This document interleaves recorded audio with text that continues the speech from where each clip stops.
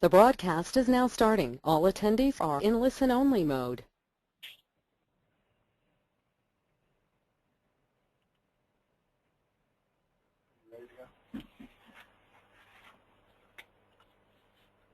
Good evening, guys. This is Bill Hunsinger with HJT Design Group. We welcome you to our program tonight on What You Don't Know, What You Don't Know, and we're going to talk about office design. We're glad you're all here tonight. I know I just finished up in my office. I have evening hours, and we just got done. And I know some of you guys may have just got done too. And we're going to get this going. We're going to get it done in 1 hour. And let's get started. Let's get right into it. Just a little technical aspect. If you do have questions, you should have the ability to type those questions. We will see those. Go ahead and do that at any time during the presentation, and we will be addressing those at the end of our formal presentation. Yeah, that's one of the smart guys here. That's our lead architect, Jim Jarvis, you just heard from. Also on the program tonight is Hantron, our chief designer. Many of you may know him. He's a moderator on Dentaltown. He has answered tons of questions and looked at many, many, many plans. And he's one of the top guys in the country. So let's go ahead and get started. We're going to give a brief presentation, and we're here to answer questions. So just a little background about me, and I'm sure many of you guys have had the same experience. Running, not only building a new office or running a new office is something that they never taught us in dental school. That never even came up. I'm a Case graduate. I have, as you can see, I've remodeled, built over 20 dental offices in the last 30 years now, and I've worked anything from a little 3-op office, and we're now up to almost 35 ops actually. So I've worked in a lot of different situations. Got a picture of a couple of places that I worked. I worked in a storefront. I worked in a medical office building. I worked in that white building next to Wendy's is one of the oldest buildings in the city of Sylvania. It was very interesting to work in there. I've got a lot of staff I work with now. I've got a lab. My son's in practice with me, and we started this company about 7 years ago. This just shows us. You can see what we look like. The smart guys were the guys on the left, but you can see we started in 1960 in an office, 1960 office downtown storefront, and we actually remodeled a 100-year-old farmhouse while I was going through. Immediately divorced my partner at that time. Remodeled a bunch of buildings, moved, done all kinds of things here. These are just some pictures of the offices we've done. Actually, that yellow building on the right should have been torn down. It cost us twice as much to turn it into a dental office as it would have cost to tear it down and start over. There's a lot of things that I didn't know about when I was remodeling that building, and it cost me a lot of money not to know those things. Let's keep going. A lot of things on where do you start. A lot of you guys probably have already been through this. I didn't really know any of this when I started.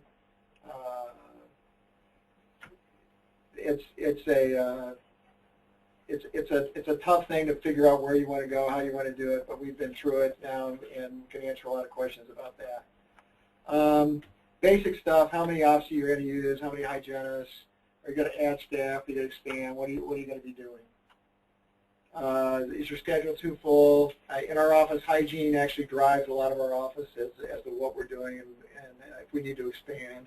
And a lot of you guys have consulting that may tell you to expand your office.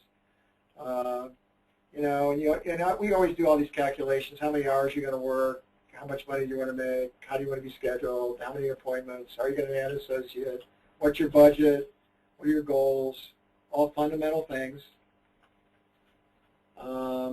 These are just some numbers on dental spending over the last 10 or 15 years, but one of the key things you want to look at is 85% of all dental appointments are made by women, and you want to locate a place that women love to go to and where they hang out. They may not love to go there, but this is where they go. One of those 3 areas are their banks, grocery stores, and gas stations, believe it or not. Okay, let's keep going.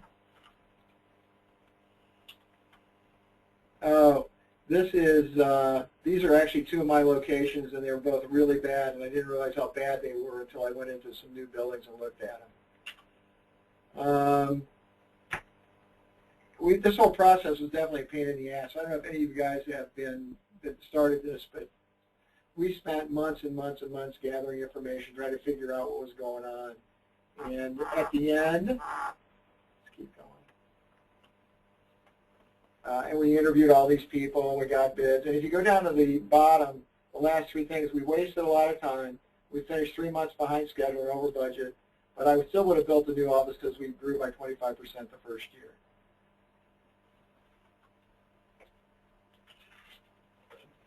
With that, we're going to transfer it over to Han so that he can continue on the presentation.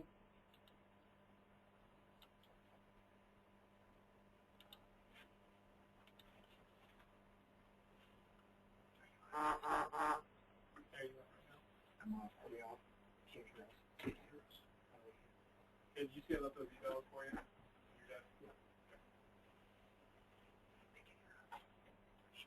Good evening, everyone. I'm just going to run through a little bit of things that involve plans for your design of your office. If you're in an existing office and you're planning to remodel versus build new, it's rather obvious. When you deal with remodeling, you basically are just fixing all of your deficiencies. There's things that you have to compromise simply because the physical space just could not be, it would be cost prohibitive to change or to modify too much. So you have to work with the compromise based on that physical limitation. The improvement, you can only get so much, but it's improvement in what you have that you have to work with. It depends on the amount of renovation, your time frames and things like that. Sometimes if you still want to be in operation while the renovations is under under construction stuff, you may have to do it in phases. Just doing off hours over the weekends, over the holidays, and things like that. And at the same time, you're still in operation. You have to deal with how to keep the place clean and still sterile. So the environmental issues is a big hassle. Okay, but again, so if you're remodeling versus new, it's a no-brainer. I'd rather go new. The process is complex. It takes a lot of time. It takes money. So it's a requirement on you to. We encourage you to invest in the time to make sure that you are on top of the the whole process and be one of the key players. It requires a lot of planning, because planning and planning and planning and more planning. But before you do, before you start the process, you should have at least a clear vision of what you want at the end, so that and convey that to your team early on. You're going to have an army of people involved in your project, so you'll find a team where they can work together and play together well. Collaboration is the main ingredient for your success. Once you make decisions, you have things. You have ideas and goals and stuff like that. Do share, and so that every communication is also a key. I certainly would avoid a lot of costly redesign and engineering and things that would slow you down and cost you a lot of headache and money. But before you start the whole design process of whether you're gonna build or renovate and all that, there's a step that we call design programming. Design programming is a process that basically there's tons of questionnaires that you need to fill out and put down on paper, outline and what you find, the type of delivery system you use, and all your clinical requirements, such as how many operatories you have, and all of the amenities that you want to have once the project is completed, and your overall objective of what you want to achieve.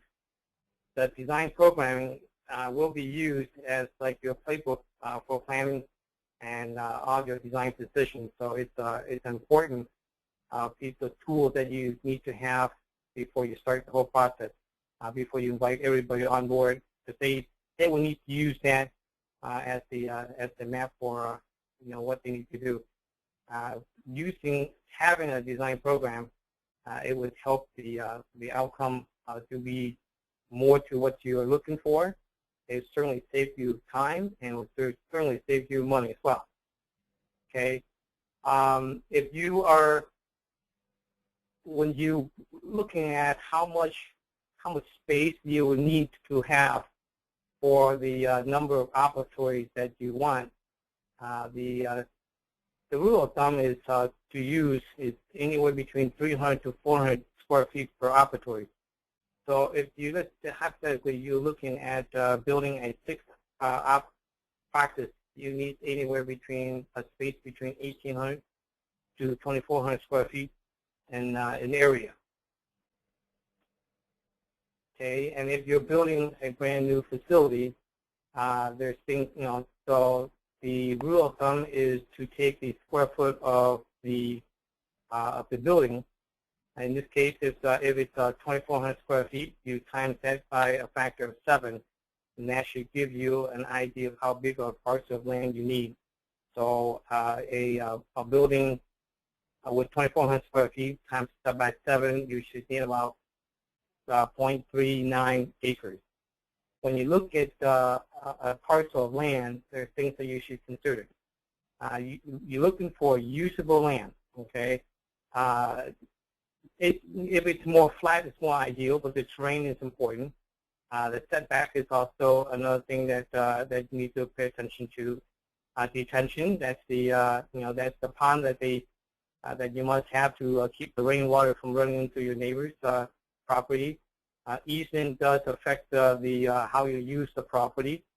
If you have an easement that runs through the middle of your property that needs to be relocated, it costs money, it costs time to do all those things. So all those considerations should be think of how you access the property, the circulation of the traffic on the on the site, the orientation of the buildings. So all those things does come into play. It's important.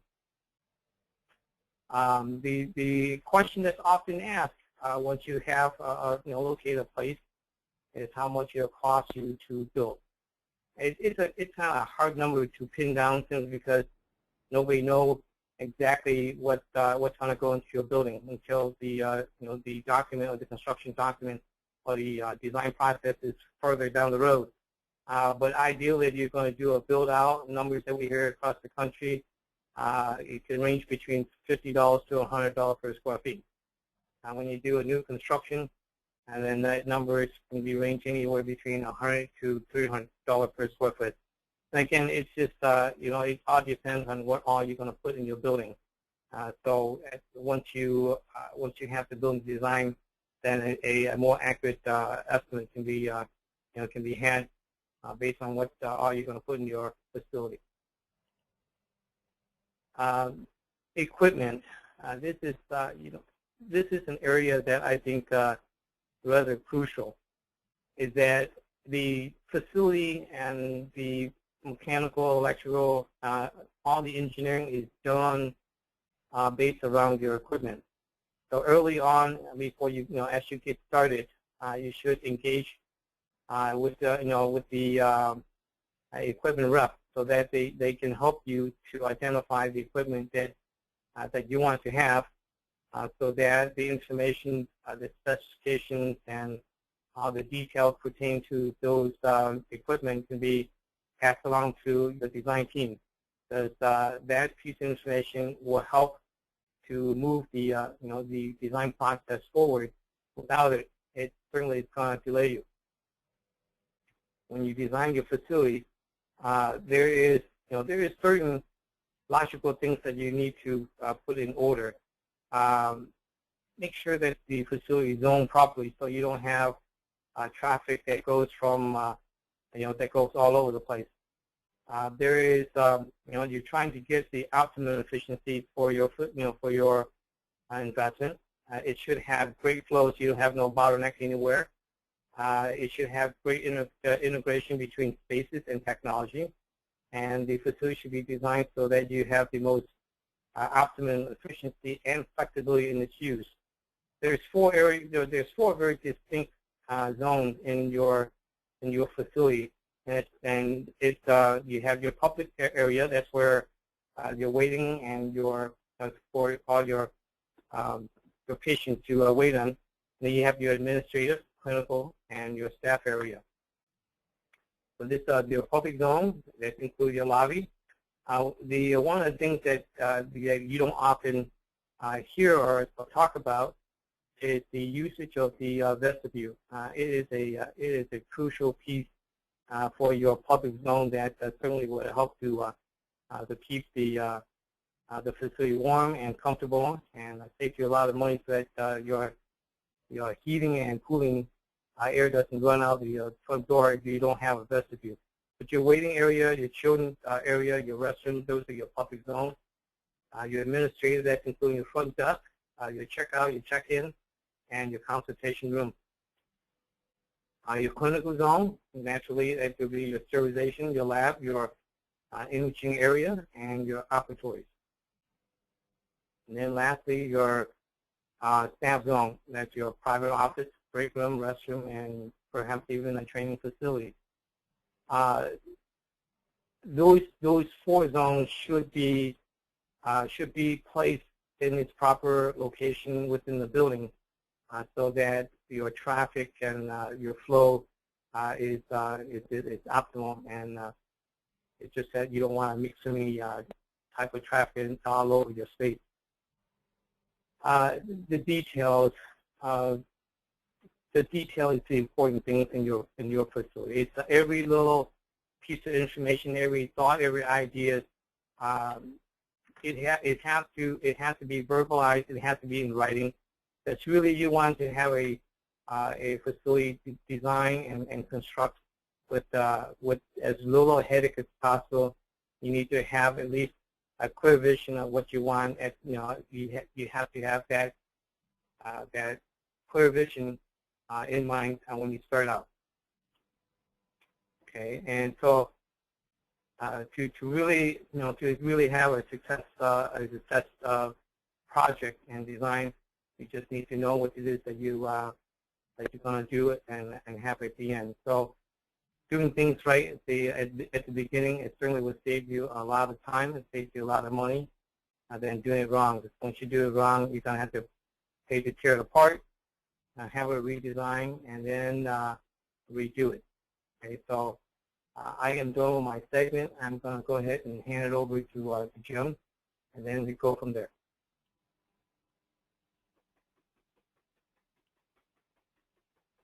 Hey, sure, Jim. Thank you, Han, and good evening to all. Jim Jarvis here, the architect as part of this three-way team. Been in the practice for over 24 years. It has been a wonderful and exciting opportunity, and want to kind of go a little bit over some of the things that we want to talk about when it comes to dealing with the architecture. Let's pull this up as full screen. There we go. Our mission as HJT Architects is to provide a service that's beyond your expectations as we create those solutions. And that's important. Creating of solutions is what we really do. The process that Han alluded to in a recap is comprised of a bunch of steps. Everything from team building through move-in and occupancy, as you can see there. And we classify it as a foundation, just like a foundation is critical to the stability of a building. This process is critical to the success of your future facility. So please refer to our previous webinar that you can find on our website that really details this specific process in length. With that, though, I'd like to get into tonight's topic, which is, obviously, you don't know what you don't know. And actually, that's a pretty interesting comment when there are just so many things. There's so much that it needs to be known. Questions like, what is this thing going to cost? Where should we go? Is this a good deal? Should I lease or buy, etc.? I mean, basically, the list is endless. But with that, without the right consultant, you risk the possibility of having to reinvent the wheel. what we're trying to really we're trying to get across is don't reinvent that wheel. You don't need to. There's a lot of knowledge base available.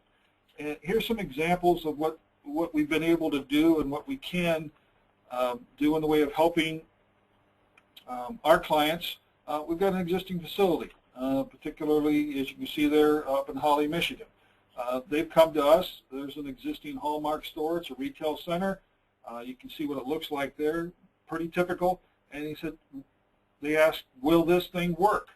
Well, we go through the process, create what we call a preliminary floor plan so that we can see if their practice will physically work within the particular space and how it might lay out. That particular floor plan is the essence of the foundation of what we start the design process with. And once we have this preliminary plan, we can determine things like possible costs for the improvements. Is it the right size? Will it work for how they want to practice? And all of these are very crucial to know before you either sign a lease or buy. That's the most important part, that you need to have the informational tools in front of you before you move forward.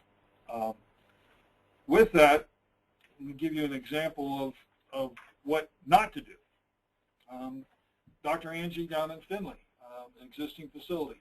She acquired this 1959 urology office for an ungodly amount of money, and she will say that to anybody, and then invited us to come help her turn it into the practice of her dreams. Well, obviously she's already purchased the property, so then we have to move forward from that. We created the preliminary plan, created the design concept based upon her needs and wants and desires, did that in a three-dimensional way, which was the way we do all our design work, so that you as the client or the individual can see what you might be getting, what it will look like, how it will be utilized. Once we've done that, we create the working drawings. Again, that's all part of the process so that the drawings can be utilized for construction, bidding, eventually permitting, and then final construction of the particular project. The construction on this project was laborious. It was literally worse than pulling teeth, if I could use that vernacular. Once we got involved into it, after she'd already found the property and purchased it, we identified that it required 3 variances because 1, the building was over the property line in one location, 2, the building was over the right-of-way in the other location, and 3, it was larger than the building was allowed to have by code on that particular site. We helped her through that process and got all 3 variances approved so she could move forward and actually create the building. During construction, it came to the point where she had to terminate her construction general contractor, came to us, asked if we would help bring along her husband as the construction manager and finish out the project, which we did. To a success that she is very happy with what she has now, will be her facility for the next 20-plus years of her career. But in essence, and she will be the first to say, it cost her hundreds of thousands of dollars more than she needed to spend. If she would have had the information and the knowledge ahead of time, she would not have had to spend all those costs associated with the building. Let's talk about another facility that we're in the process of working with right now, a group of doctors in Harrisburg. They have an existing facility. They've come to us. They already own it. They come to us and say, we need help. We'd like to do something. That particular something is to tie the first and the second floor together so that they can combine both levels into one practice. And we've come up with a couple options that will help them to realize their dream, but at the same time give them at least solutions that they can then look at from a three-dimensional standpoint and make a decision on which direction they'd like to go. Obviously, we do things like build new facilities. At the same time, create those solutions to your particular dreams. is an example of one of Dr. Hunsinger's properties that we've created for him. So with that, we'd like to really go into the meat of this decision and go into our questions and answers. Obviously, as we've stated before, if you have any questions, please feel free to type those into the question category, send them off to us, and we'll do our darndest to be able to at least answer them as best we can online here. Okay. Here I got one for Han that just came through. We've got John from Orlando who's asking, doesn't the equipment, dental equipment folks provide a floor plan, and why can't we just use that? Well, the dental equipment technically is a installation drawing for the installer. It's not part of it. When we use on a project, it's used as a reference. The code official would not. I mean, it's not designed by architects or engineers. Nobody takes responsibility for it. So it's only used as a reference. It's just it's not part of your construction document. So it's virtually worthless for us. You can't use it to build. It's only for your equipment guys to install their stuff, and that's all it is for. Okay. Well, we got another question that kind of ties onto the heels of that from Sam in Houston. He says here, I know that there are code requirements that it will need to address in my new facility, like handicap issues, for example. But do they also affect an existing facility that I want to renovate? And that's a really good question, actually, in the sense that existing facilities, depending on what you're doing to them, if you're doing very minor adjustments to a facility, you don't have to bring it up to the particular current code, whether it's a handicap requirement code or other particular codes. But once you start to do things like moving walls, adjusting spaces, where you are required to pull a permit, then you will have to bring that facility, at least that area of that facility, up to the current code.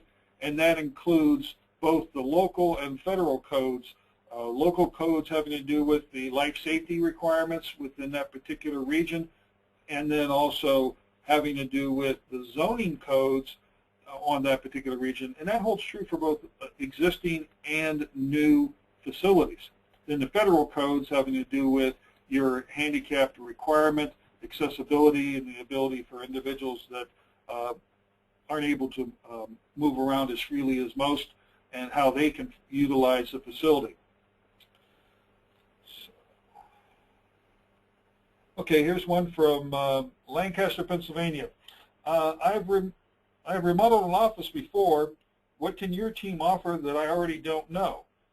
Obviously, our course is entitled What You Don't Know, You Don't Know. There are so many things that are involved in the development process of a dental facility that almost no one will have the ability to know every aspect, every little component. But together, our organization and our team, pulling together the three components of it, have the ability to pull in a vast amount of knowledge base that honestly no one else really will be able to provide. And as Bill will attest, he's done this numerous times, and every time you do it, you learn something more about something else. Yeah, Jim, what I would say is that, and we briefly covered in my presentation, that my first experience with doing an office was 1981, when we actually bought a 100-year-old farmhouse, and we got the, I don't even know who we hired back then. I think actually it was a construction company that did everything, Mohan, which I know you've dealt with this too, and we didn't know anything. And I can still remember that I was the associate at the time, and so I was the one that got delegated because I didn't have any patience. I got to meet with the construction people constantly out at the site, and I cannot tell you how many times that we opened a wall or looked in a basement or moved anything around, where the guy was coming to me and going, well, what do you think we should do now? And I'd look at him and I'd say, I don't know, what do you think? And he said, well, I would do this. And of course, I didn't know anything, so I would say yes. And then at the, as we progressed along trying to make our draws to pay the building, I kept seeing all these things called change orders. And when I found out later that change orders are very expensive, are very, very expensive. So, you know, what we actually had, and when we bought that building, was we actually had a pretty good location. We just didn't know enough to tear the building down and start over. But change orders are something that I did not know about, that I learned about, and then I was so brilliant as a dentist. I actually, when I built my next facility, I'd forgotten all about those. So, and the same when we went through the second process, I made a lot of the same mistakes. But I know, Han, you get lots of questions on Dental Town about this, don't you? Yeah. I think the change order is a topic that a lot of people misunderstood how it occurred. Is that to minimize change order, you have to have a very thoroughly developed set of working drawings to work from. If there's any mysteries in the on your project, it's going to cost you. If you leave any issues to be discussed out in the field between the contractor and yourself, if you're not if you don't have the knowledge in dealing with construction, it's going to cost you. You might simply say, let's say you want to move a door that's already on your drawing from one location to the next. It's going to cost you because it's a change order. Okay. If you, anytime that you give any type of instruction to do something in the field that have not been written down in the contract, it's going to cost you. So change order is huge, and the best way to minimize that is to work directly off of the drawing. Everything is spelled out. Okay. Now let me step back to the code issue that we were just talking about earlier. A question that was brought to my attention today was, does this have bought a building, he wants to renovate and say that the building doesn't have elevator. Will he have to put in an elevator? And well, it all depends on the building. There's so many things that determine what you must have and don't have. So without the facts, without the detail, it's difficult to give the answer. But the attitude was that, well, I have two locations. My other location is totally code compliant. So why do I have to bring this one into compliant? Well, it's two different buildings. Okay, two different rules. There is a lot of things that need to be looked at before you can determine what is required in one location versus the other. Code is code. We don't write the code. We just simply follow it. If you don't follow the code and be within compliance, you're not going to open your business in that location. So it's important to at least address those issues. Jim? Absolutely, and in the middle of this process, you're already, remember where you're at. You're already under construction. You're already pretty much tied with the team that you have, specifically the construction entity.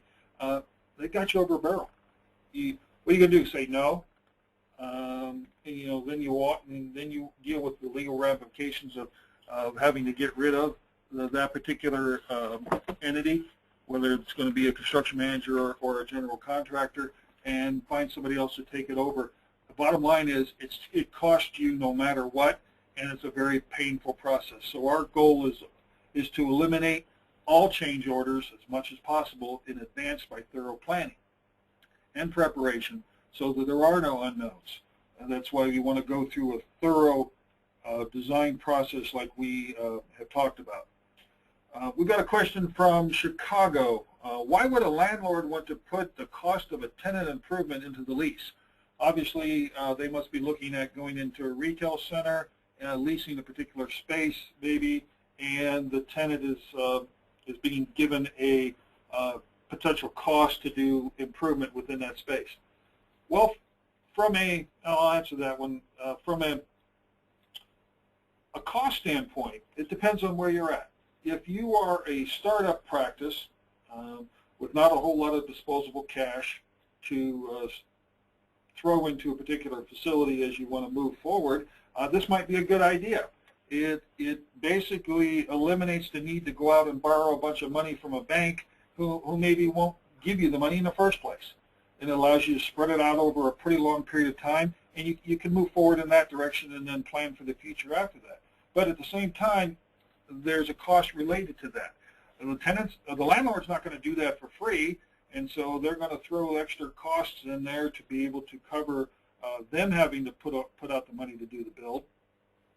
Now, if you are an established practice and want to go in and maybe open a second or a third location, you have the ability to get the funds necessary to do the improvements on your own without having to throw it into the lease. Then maybe you would be looking at doing a lower monthly rent, not putting the improvements within the lease agreement, and solve your problem with the least amount of money out of pocket in the overall scheme. Yeah, one of the things that Jim mentioned, I know Hans dealt with it too, is negotiating with landlords and how that works. And we have a number of experts we work with when we look at leases and we look at different areas and we find out what the right numbers are.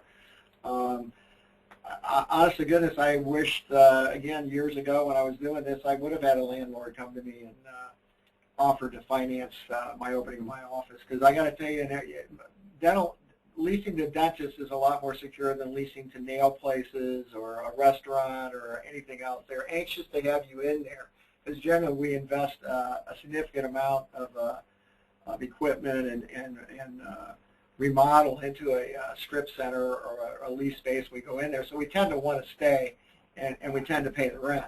So if they're a lot of times to attract us, they will go ahead and make it part of a package with the lease where they finance the improvements. A lot of times that can be a great deal, even if you can borrow the money. I was really unfortunate by the fact that when I started back in '81, the economy was almost as bad as it is now, but interest rates were high and the banks weren't loaning any money. So MasterCard and I started my office. Again, it's just another way to negotiate. We deal with people over the country. Han deals. Han, you've talked to lots of people about this. Yeah, actually, right now we had just designed a facility for a dentist's second office. It's a lease space, and the landlord is he's picking up the tab for everything. Okay, so it's the cost of the improvement is written in the lease, and so the doctor didn't have to put out a dime for anything except the first couple of chairs that he's going to put into the space of 6 operatories. Right, and it's interesting now because depending on where in the country, there's a lot of lease space available. Believe it or not, here in Toledo, where I am tonight, there's a lot of vacant space. So if you're looking at rent space, a lot of times you can get a really great deal on that.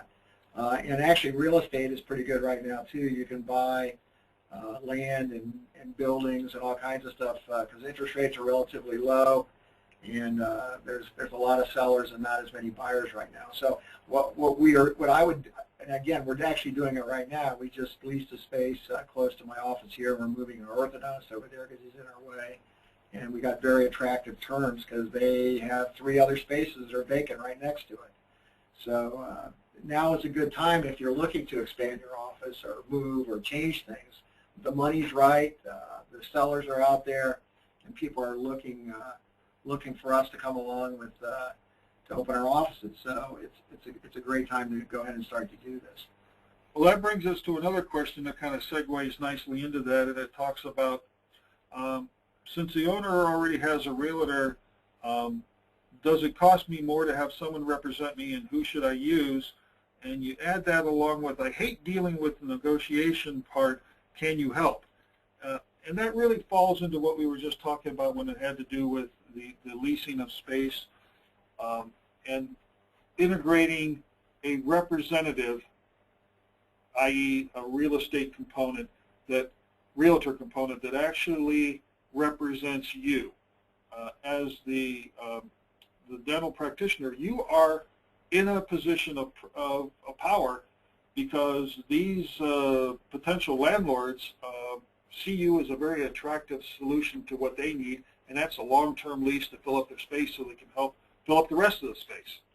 So by utilizing, and we have the ability to help you do that with some of our team members, utilizing a realtor to really negotiate that lease to the lowest possibility, integrating things like having to do with the improvement cost, having to do with the cost associated with the things like snow removal and maintenance and upkeep, taxes and all the other issues that you involve. Our expert that deals with that kind of stuff can really hash through all of that, and it doesn't cost you anything. That is really, because he comes at it from a realtor standpoint, that is where the landlord, who is paying a fee to the real estate entity that he's hired to lease that space, they will end up splitting a proportion of that with our real estate entity, and so effectively it comes from the landlord. It doesn't cost you, and so there's no need for you to go out and hire somebody special to do this. I mean, sure, there's people out there that say they'll be able to do it and save you a lot of money, and they send you a big bill, but there's a way of doing it that we've found very successful that allows you to get it for a much less cost overall. Hey, Han, there's this question that keeps coming up, and I know I had this question with you too. So I'm remodeling my office, okay? Where do we draw the line on bringing it up to code? Like, what is code? I mean, I know the American Disabilities Act has had a lot to do with this. So if I do a little remodeling, can I not bring everything to code? Is it? I mean, where's that line drawn? I think it depends on the municipality. We have ran into a situation where you install a new door into your space, and that door actually changed the traffic pattern. They will require a certain criteria. I mean, it's a hard line to identify because it just all depends on the layout of the space. And but I do believe sometimes it's deal with a certain amount of cost to the renovation that determine whether you need to bring it up to code or not. Jim, I do believe that I can't remember exactly what that percentage is, but I thought it was like around 25% of the cost of the value of the building before it kicks into whether you need to update it to the current code from the previous. Can you pitch in? Yeah, that's one aspect of it. The bigger one is that if it deals with the requirement to pull permits. If you are required to pull a permit, that will pretty much mean that you're going to be kicked into the requirement of bringing a good portion of that particular portion of the building up to the new code. And then it becomes a negotiation with the building department, which we do quite a lot of. All the time. You sit down with them and help integrate them into the process so that they don't look at us as an adversarial group, but also mostly as an individual that's trying to work through the process and help us move everything forward. Okay, we've got a question here. Okay, this is from Pittsburgh. Joyce, she goes, we are looking to build a new facility. How do I go about selecting the builder, and does he then get the architect? I have a builder who built our house a few years ago. Should he be a possibility? Well, that's a great question. Don't do it. And Bill went to the short and fast answer. Don't do it. Who go first?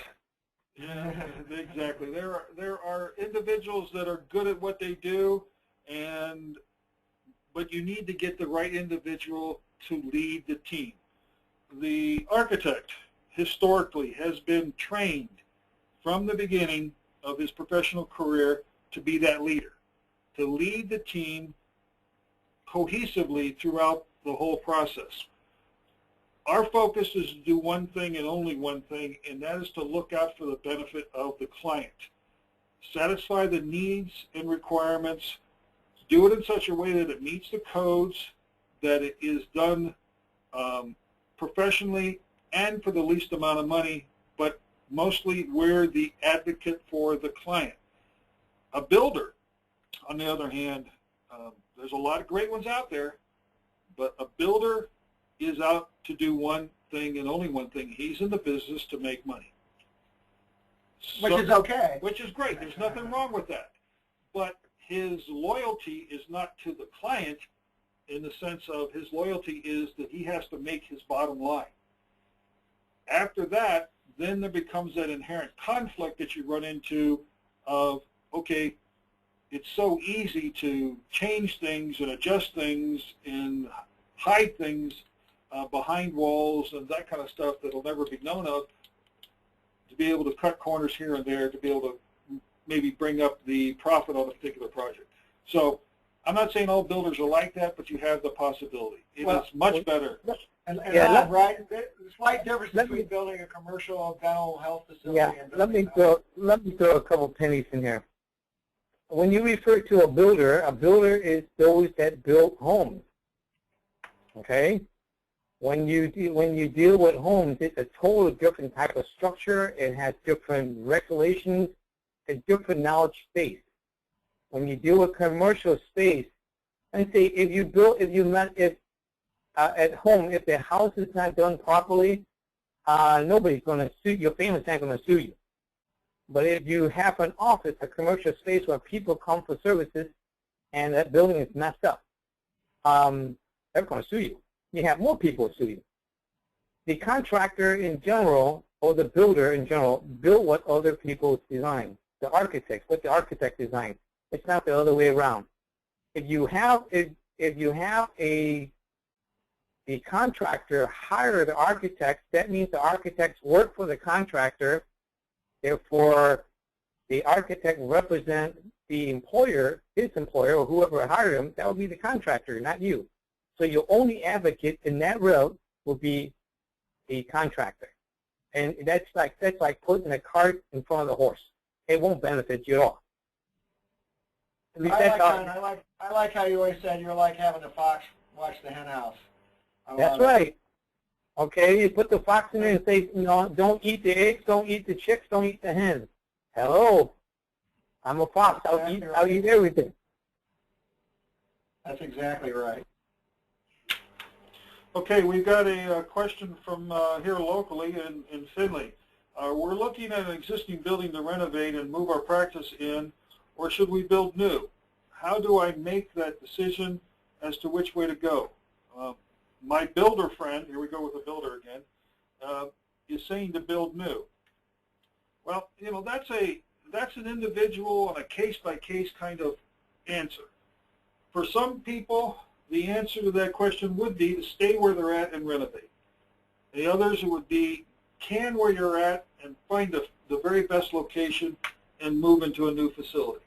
And the only way to really make that decision is to integrate a group like ourselves to be able to go through your particulars, that particular building, the particular office, the way a practice runs, what you're trying to do, the numbers that you'll be giving to, for example, Bill, on how and what you do on a daily, weekly, monthly basis, yearly, and then on top of that, then we look at is that existing facility even able to be renovated into what you want it to be.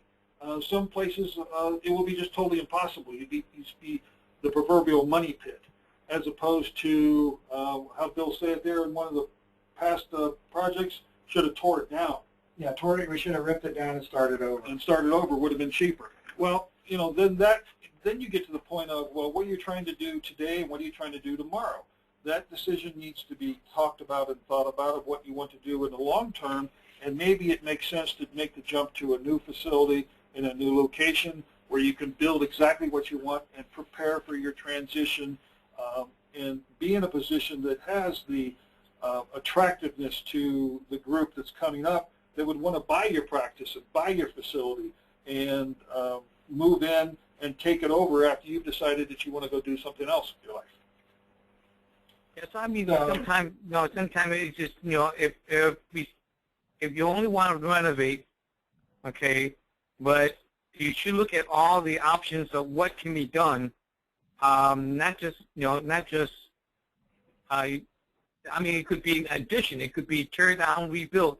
So all of those issues need to be at least be entertained so that you can make an informed decision of what, whether to build new someplace else or actually renovate the building, add on, and rejuvenate the building at the location that is a home run location. So there's you go through the whole process of comparing and scenarios and stuff like that before that question can be answered intelligently. Right. All right. So here, Han, here's the classic question that I just saw come up. So why the heck would we want to deal with you guys? Why would the heck do we want to deal with this HJT Architect Dental Design Company? And I'm just going to jump in here and give you a couple of good reasons. One of the reasons is that I've been in dentistry since 1981. Like I told you before, I've built new facilities, remodeled facilities, bought and sold dental practices. I've made many, many errors. I've seen about everything you can imagine as far as office design and how to do offices. Han and Jim actually put a great book together, which many of you probably already downloaded on construction and how to do your office. Han has an excellent course on Dentaltown. Han has dealt with thousands of dentists online with dental office design questions. His course is awesome. I wish I would have had the course when I started 30 years ago, but I can tell you this right now that I've built very successful practices. We're north of $8 or $9 million right now, and I know how dentists think, and I know how to operate a dental office, and I know how operatories are supposed to work. We have dealt with all the major dental supply companies. We've dealt with many different builders. We know different ways to do offices and put it together. There is a movement in dentistry toward ergonomics, which honestly, ergonomics was around 30 years ago. There was a guy named Pride who came out with some designs which we actually adopted in our offices earlier. It's a rear delivery system that's still around. There are wider operatories, narrow operatories with cabinets on the side, no cabinets on the side, sinks, all kinds of things. Here's the great thing about what we do is we're not married to any one of these companies. We're not married to an equipment company. We're not married to any kind of practice management company. We're not married to anybody. What we would do is, if you choose to, we are more than happy to look at the numbers that you have in your office, and if you have a question about, well, gee, do you think I should expand my office, or what should I do? Can I work more efficiently? I can answer a lot of these questions for you. Okay, it's just pretty straightforward. Now, once we start into the design process and the architectural piece, then you've got Han and Jim, two guys that are absolute experts in their field, many years of experience. Jim and Han have designed and built buildings all over the country, and actually in different places out of the country over the years. And what we did is, when I made my final building, where I got sick and tired of not getting it done the way I wanted to, I brought Jim and Han and we formed this company, and we put the last building together, which actually came out the best. It actually came in under budget, and it opened on time. So what we put together is a bunch of experts who know how this all works. And again, Jim, you build everything. The bottom line is, we don't sell widgets. We provide a service, just like you as practitioners provide a service. So we're not out to sell you as many possible widgets as possible. We're trying to solve your problems, and that's how we go about a particular process that's unique to you. We don't have a set of 2 or 3 dozen types of floor plans, and we see you come through and we say, okay, Dr. Tim needs a type 4C plan. Reverse it. That doesn't exist. Each one of our facilities, each one of our designs are unique to the individual. They're based around your needs, wants, and desires, not ours. It's not our building, it's not our design, it's yours. And we'll help you make those decisions and go through the questions that you don't know. You may not have a whole bunch of questions you already know to ask, but there are so many that aren't known. And we'll help you go through all of those so that you can have the very best facility at the end of this process for your dollar. It can be done, high quality, good design, exceptional construction, so that at the end of the day, when you walk into the facility and you're going to spend the next 10 or 15 or 20 years of your life in, you're proud of every decision that was made, and you were integral in that. It's not something that you were just given, I have this much money, give me a practice, and you have to live with whatever you're given. That's not the case. Okay, so we're getting close to the end of the program here. We don't want to keep you guys up any later. Let me throw a couple. Go ahead. Joe, let me throw your question is why us versus others. There's a few points, a very obvious difference. Okay, you're dealing with architects. You're dealing with people with years that can talk buildings, they can do dentistry, not just a plan to fit the number of operatories and sell equipment. We practice very much. We treat every building very much like your first patient, or the first time your new patient comes to your office. We have to know what is the condition of the building, the program, and get as much facts as we know about that physical space, and then that municipalities and the code search and all that stuff before the first line is drawn. Okay, if you have people that draw up things for the sake of saying, Doc, I can fit 8 operatories in your 1,600 square feet space, great.